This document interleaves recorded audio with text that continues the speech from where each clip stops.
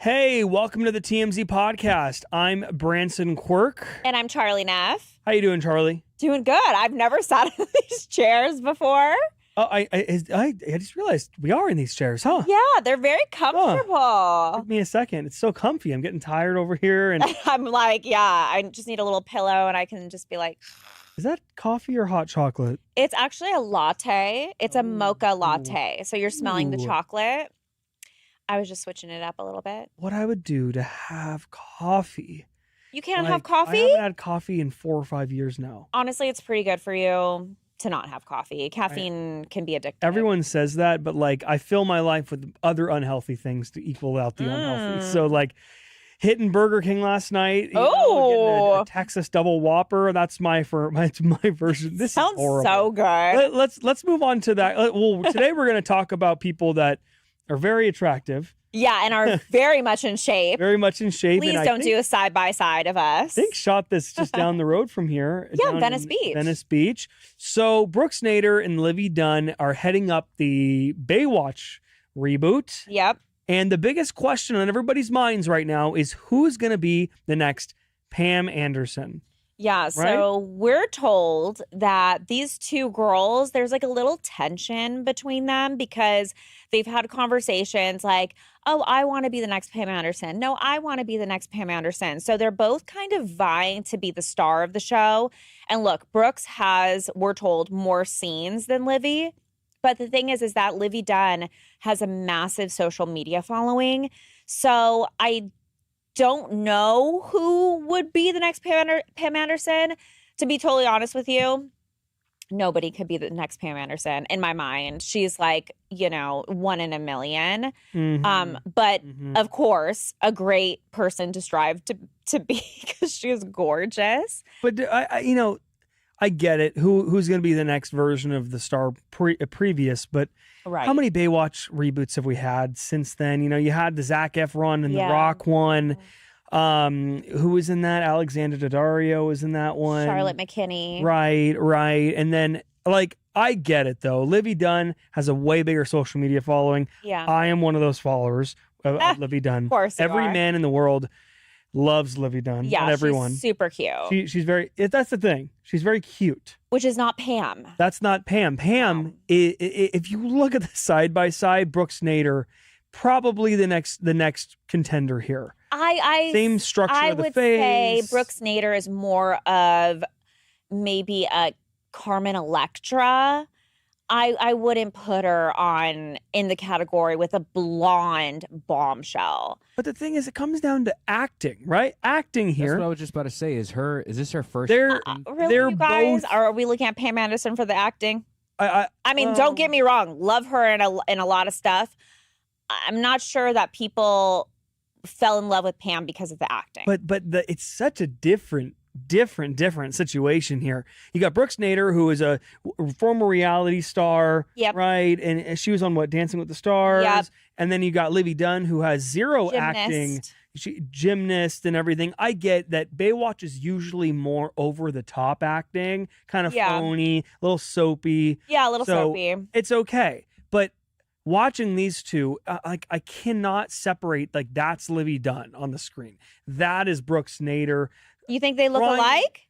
No. I meant that's two people just pretending to be somebody else. They're too famous to me. They're too famous. Oh, so you want no-name people? I need a no-name. That's what I say for biopics. It's like Britney Spears biopic coming out. Yeah, can't be Sydney Sweeney. I can't take her seriously. I agree with you on that. I do agree with you on that. But in your opinion, who's the biggest contender? If you had to pick one. I mean, look, Brooks Nader, body on point. Great body. Brooks looks more mature too. Yeah, more mature. I think she is a little bit older than Livy Dunn. I just haven't seen much of a personality from Livy Dunn. And I think Pam had a very cutesy personality, but was also sexy.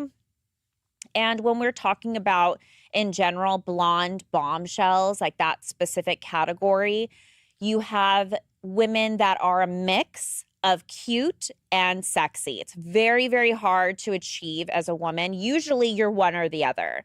Rarely are you both. And if a woman is both, that's when they're on this level that is so hard to achieve. So when I'm talking about blonde bombshells, I'm talking about Marilyn Monroe, equally as sexy as she was cute. Same with Paris Hilton, so sexy, also very cute. Pam Anderson, she's in that category, sexy yet cute. Brooks Nader, I feel like is very sexy. I don't know that she's necessarily cute, but does have a good personality, fun, outspoken. I don't think it comes off cutesy. I think it comes off very confident, which is kind of like a different factor. Livy Dunn, cute. I wouldn't call her sexy. No, she. I can tell you right now who I'm thinking of when I see Livy Dunn. Who she is the next. Oh, Livy who? Dunn is the next Anna Sophia Robb, if anything. So, I don't know who that is. So remember, did you see Soul Surfer? Oh yes, yeah. So, Livy the main Dunn, girl? Yeah, the main girl. The blonde. Bridge to Terabithia. Yep. Okay, I know who. Wow, blast from the past. Hey, I grew up on this. Charlie and the Chocolate Factory. Yep. Aww. You remember Anna Sophia? She was part of a lot of people's childhoods. That is the category that I see Livy fitting into. So cutesy. Cute. She would fit perfectly in a Soul Surfer reboot. For sure. But when it comes to like someone who's running on the beach in the slow-mo hair, it needs to be someone a little more, I think, more on the lines of Brooks Nader. Yeah. The facial structure, a little more broad, chiseled. Yeah.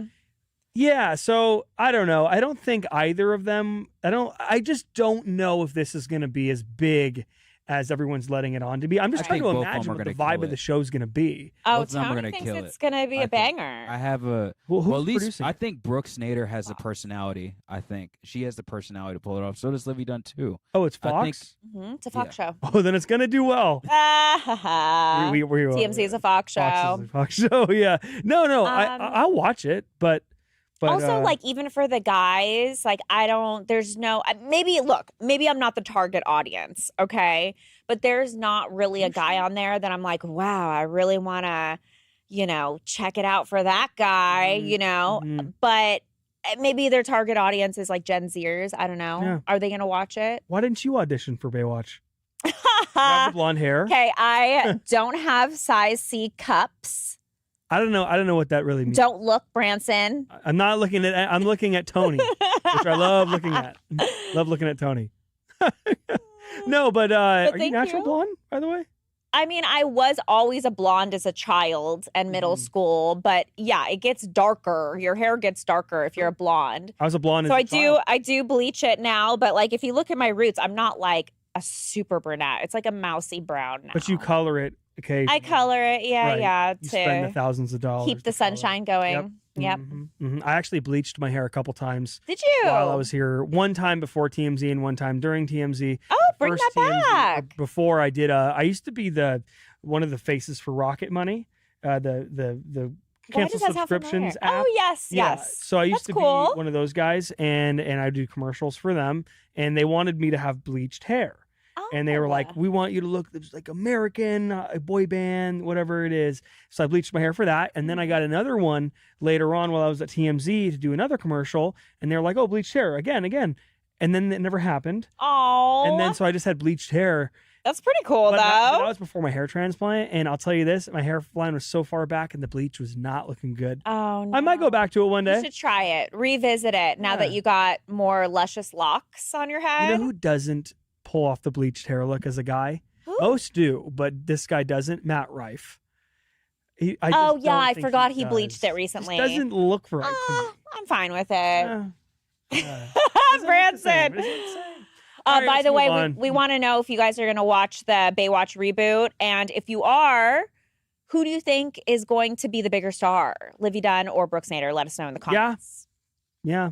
Sounds great. Final story. Yeah, you guys, I did an interview this week. Actually, really, really sad story. Tom Kane. If you guys don't recognize that name, massive voice actor. He passed away this week.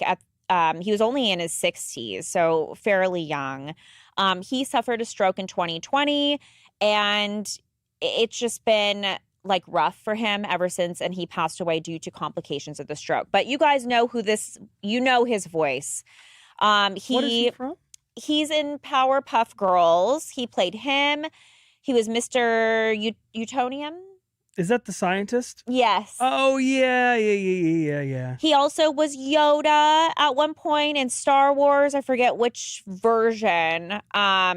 He's done so much. What is it? Woodchuck in I'm forgetting. Anyways. Yeah, no, I know what you're talking about. He's done a lot of stuff. Yeah. So he passed away, and just 2 months ago, he had a Powerpuff Girl voice actor cast reunion with the 3 girls that voice the Powerpuff Girls. And I spoke to E.G. Daily. So she voices Buttercup. She also does Tommy Pickles. She's also Timmy Turner huge. and Fairly Odd Parents, which if you're my age, that's like the most iconic. Yeah, Babe. Did you ever watch Babe, like the pig? Yeah, she was Which Babe. One? The live action? The main one. The live action? How many Babes are there? There's a Babe, like a not Disney, but there was like a DreamWorks version, like a full-fledged Babe movie. Yeah. Charlotte's Web. No, we're not talking about Charlotte's Web. We're talking about Babe. Oh, you want to go way back. It's like, I want to say, what, 90s? Yeah, of course I remember Babe. Yeah, she was Babe. So I spoke to her because she just saw him just a couple months ago, and here's what she had to say about him. Did you feel like the reunion in Lexington might be the last opportunity to all be together? No, not at all. As a matter of fact, I was so blown away by his recovery, and his wife was there, and you could feel like how excited he was to be back doing this thing that he loves so much. And yeah, he couldn't talk, but he would be like, yes, and he would see people, and he was signing his autographs, which I didn't know he was capable of doing, but he was signing, and people were so happy to see him. I thought he was in full recovery. Like, I was like, not full recovery, but considering where he'd come from, that he was going to come back and we were going to do more cons, because it seemed to make him so happy that day. What was your last moment with Tom? There were no words. There was all just eyes and hugs and visually connecting to him. So I feel like, yeah, it's sad that he's gone. Like his voice got taken out. He conquered, he came back to where he was able to do all the things he could still, function. And then he gets taken out, and then, which was again, really super surprising. And then I just started feeling like, what a beautiful way for us to reconnect before he left the planet. And for all the people in the world, like, this man had his voice taken out, but his voices will live on forever in our Yoda character and our, Professor Utonium and Darwin and all the announcer voices that he's done. Like, I just felt like what a beautiful, perfect way for him to go out for selfishly for myself and probably my other sister, my Powerpuff sisters, is that we got to really connect with him, and it was deep. So sad. It's so crazy that she has done so many voices. Yeah. Timmy Turner. But sounds normal. You don't hear them at all. Yeah, did you ask her to do any voice? Yeah, she did do a little Buttercup voice in the interview. We should have cut that, put that on there. I know. She is incredible. By the way, the voices that Tom Kane did, Professor Utonium, like I mentioned, in Powerpuff Girls, Yoda from the Star Wars, the Clone Wars. Right. And then she mentioned Darwin. That was from the Wild Thornberries. You remember that? Darwin was like the crazy animal kid. You're bringing on my memory back here. Yeah. I mean, so he's done so many iconic voices. And I mean, I feel like that's just like the dream gig in Hollywood, is to be a voice actor. You always see these people showing up to set in pajamas, makeup in a ponytail, or makeup just, non-existent, hair in a ponytail, and they're holding their coffee, doing fun voices. It looks so fun. It definitely is a trade-off. My I don't know what the word would be. My sister's husband's dad. Husband's dad. Okay. Is a high up voice. He's been a voice director with Disney for cool.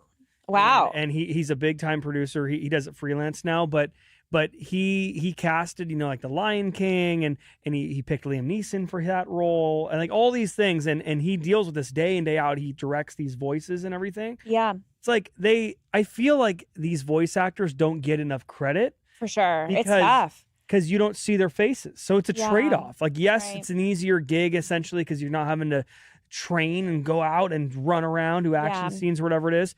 But, like Tom Kane, like arguably the biggest voice actor ever. He's SpongeBob, right? Yeah. And when he dies, it's going to be a big deal, but People don't know his face. Don't know, necessarily. So, I really do. They have their own award shows, like Annie Awards is one of them. And it's a big deal. But yeah, no. Rest in peace to him. And man, again, she has done so many she's incredible voices. Incredible. Such a legend. You could be a voice actor. I actually wanted to do that for a very long time when I first, came to Hollywood, but like I'm from LA, so it's not really like Glendora. When I moved 35 minutes away to quote LA, I definitely wanted to do that because I've always, like, even in high school, I always did like different voices and stuff, which I would do now, but it's kind of weird on the spot. All right, comments. The Baywatch story. Krista says, please tell Livy Dunn to tell her boyfriend to come to the Dodgers. Who would play Brittany in a Britney movie? Charlie, you could pull off a voice actor. Sarah Silverman. Oh, I love Sarah Silverman. And Rocket, what is it? What's the movie? Wreck-It Ralph. Wreck-It Ralph. Yeah. Right? That's the movie, right? Ralph. Yeah. So good. I know I always love doing like little alien voices like, Branson, come home, come back Take to TMZ. me to your leader. Take me to your leader. Wow. That was good. Oh, okay. Thank you. I need to get my family member on the line. Yeah. Mary Brown, I am not watching Baywatch Reboot. Back all women cast. Okay. Oh. Sorry, I'm not watching the Baywatch Reboot. Okay. What else are you going to watch? Let us know. Overload or Overlord said, bring Pamela and Carmen Electra back. All women cast. Oh. Baywatch senior night. Yeah. Carmen Electra and Pam Anderson still look good these days. A lot. Yeah, Pam still, she's not doing like the makeup thing anymore. She's kind of like changed her look a little bit.